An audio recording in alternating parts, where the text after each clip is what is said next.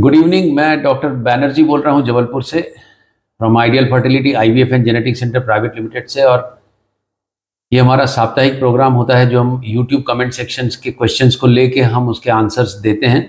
और मैं देवेन जी से अनुरोध करता हूँ कि please go ahead with the questions. Very good evening sir. Ovum pickup के बाद क्या ट्रांसफर 5 दिन बाद होगा या फ्रीज करके, कैसे पता चलता है और किस दिन और किस कंडीशन में ऐसा होता है? ये बहुत इंपॉर्टेंट क्वेश्चन है और कई बार ये मैं नोटिस किया हूँ कि जब हम IVF करते हैं तो नॉर्मली वो एक फ्रेश ट्रांसफ़र का एक पैकेज में पैसा जमा होता है।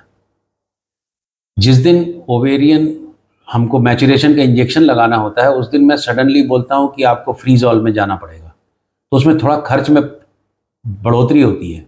कई बार कपल उसमें शायद प्रिपेयर्ड नहीं रहते हैं, पर मैं ऐसा क्यों करता हूँ उसका एक रीज़न बताता हूँ। सबसे बड़ी चीज़ ये है कि सेफ्टी सबसे बड़ी चीज़ है। दूसरा, जब हम यहाँ पर इंजेक्शन देते हैं रोज, तो दो कारण से, या तो खूब सारे अंडे तैयार हो जाएं जिसमें हाइपर स्टिमुलेशन सिंड्रोम होने का खतरा हो, तो हम E2 कराते हैं मोर देन 3000 पिकोग्राम पर ml यदि हुआ, या 4000 5000 हो गया, तो इसमें यदि मैं HCG लगा के फ्रेश ट्रांसफ़र करूँगा तो इसमें OHSS होने का संभावना है, जो कि एक हाई रिस्क चीज़ है। ऐसे केसेस में हम HCG नहीं लगाते। हम क्या लगाते हैं, इसको मैच्योर करने के लिए GnRH एनालॉग, उसमें हम मोस्टली ल्यूप्राइड लगाते हैं। कई लोग गुड्डे का पेप्टाइड लगाते हैं, कई दूसरे इंजेक्शंस लगाते हैं। जब हम GnRH का ट्रिगर देते हैं तो ऐसे केस में फ्रेश ट्रांसफ़र करने पर प्रेगनेंसी रेट कम हो जाती है। तब हम क्या करते हैं, इस साइकिल में हम ट्रांसफ़र नहीं करते, हम इसको फ्रीज कर लेते हैं। फिर उसके बाद में हम नेक्स्ट 1 महीना का पीरियड आएगा, उसके बाद वाला जो पीरियड आएगा उसमें केवल बच्चेदानी की ज़मीन तैयार करके हम इसका FET करते हैं। ये जो FET है, ये जो फ्रीजिंग है, ये फ्रीजिंग का एक एक्स्ट्रा खर्च आता है, पर ये इसलिए ज़रूरी है कि यदि OHSS में यदि पेशेंट को खतरा है तो मैं ट्रांसफ़र भी नहीं करूँगा, GnRH का ल्यूप्राइड का शॉट दूंगा रात का और पिकअप करूँगा। ये एक रीज़न है चेंज करने का। दूसरा, हमने यहाँ इंजेक्शन दिया, अंडे ज़्यादा नहीं बने, 2 या 3 ही बने। मैं इस दिन एक E2 के साथ में, जब कम रहता है तो एक प्रोजेस्टेरॉन भी कराता हूँ, P4। ये P4 यदि 1.1 से ऊपर हो गया नैनोग्राम पर ml, मैं नॉर्मली 1 नैनोग्राम को मैक्सिमम लिमिट मानता हूँ। इसका मतलब यदि प्रोजेस्टेरॉन बढ़ गया इंजेक्शन लगाने के दिन, जिस दिन हम ट्रिगर देंगे, तो जो अंडा निकलेगा और मैं यदि फ्रेश ट्रांसफ़र करूँगा तो जो बच्चेदानी की जो लाइन है जहाँ पर मैं बिठाऊँगा, ये इसका विंडो ऑफ इम्प्लांटेशन खसक जाएगा क्योंकि प्रोजेस्टेरॉन एक्सपोजर हो गया। ऐसे केसेस में हम फ्रेश ट्रांसफ़र नहीं करते, तब हम फिर फ्रीजिंग में चले जाते हैं। तो ये 2 रीज़न हैं जब मैं फ्रीजिंग प्रेफर करता हूँ फ्रेश एम्ब्रियो ट्रांसफ़र की जगह।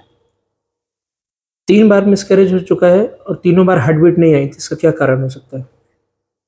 देखिए, 3 बार यदि मिसकैरेज हो गया तो ये repeated abortion, recurrent pregnancy loss, recurrent abortion के डेफिनेशन में आता है। और इसका इस वीडियो में पूरा जवाब देना इम्पॉसिबल है क्योंकि एक बहुत बड़ा टॉपिक है। इसमें इन्वेस्टिगेशन बहुत ज़रूरी है। क्या आपका जो प्रोडक्ट था उसका प्रोडक्ट ऑफ कंसेप्शन का माइक्रो एरे हुआ कि नहीं हुआ, कुछ जांच हुई कि नहीं, बहुत सारी चीज़ों पे डिपेंड करता है कि मैं आगे इस केस का बायोकेमिस्ट्री देखूं, जेनेटिक्स देखूं, इम्यूनोलॉजिकल कारण देखूं, एनाटॉमिकल कारण देखूं।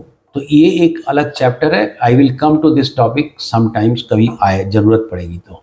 प्रीमेच्योर ओवेरियन फेलियर में क्या PRP काम करता है?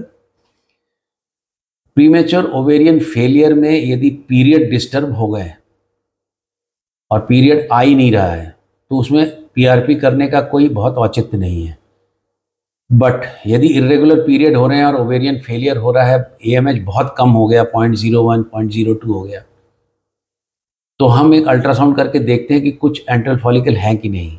यदि कुछ हैं तो पीआरपी एक डेस्परेट मेथड है, आखिरी सांस तक लड़ने की जो बात होती है कि खुद के अंडे से यदि हो जाए।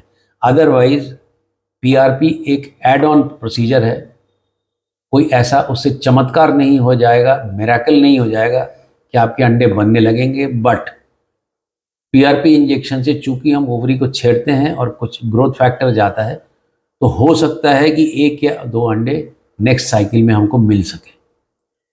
क्या IVF में नॉर्मल डिलीवरी हो सकती है? IVF कहिए चाहे नॉर्मल नेचुरल प्रेगनेंसी कहिए, प्रेगनेंसी तो प्रेगनेंसी है। और जब ये फुल टर्म पे डिलीवरी के लिए जाती है तो हर डिलीवरी एक परीक्षा है। उस परीक्षा में माँ की कंडीशन, बच्चे की कंडीशन और बच्चेदानी की कंडीशन, उसका फोर्स, पैसेंजर और पैसेज, यदि सब ठीक है तो पैसेंजर पैसेज से निकल जाएगा, नॉर्मल डिलीवरी हो सकती है। प्रॉब्लम कहाँ आती है? IVF की जो प्रेगनेंसीज होती है वो कई सालों बाद एक प्रेगनेंसी का सुख मिलने वाला होता है, तो पेशेंट और डॉक्टर अधिकतर नॉर्मल डिलीवरी कराने का रिस्क नहीं लेते हैं। उसका थ्रेशोल्ड थोड़ा कम हो जाता है, थोड़े में ही हम घबरा जाते हैं कि बच्चे को कोई प्रॉब्लम ना हो जाए, इसलिए अधिकतर हम सिजेरियन द्वारा करते हैं। बट मेरे कई पेशेंट्स नॉर्मल डिलीवरी भी करा चुके हैं। What is the meaning of calcification in brain? Calcification in brain comes under fetal medicine, and calcification in brain is usually due to damage in the brain matter, damage in the brain tissue, damage in the neurons. Why there is damage? Most common cause is fetal infection. Most common causes are cytomegalovirus or rubella, or sometimes with the parvovirus also. But these viral infections, when they damage the cells of the brain, they are replaced by fibrous tissue and sometimes calcification. There might be some problem of leaking of blood in brain matter. Then also it might create calcification. But whenever there is calcification, we have to report it, and where the calcification occurs, in which part of the brain. Is it very important area of the brain? The baby will be affected.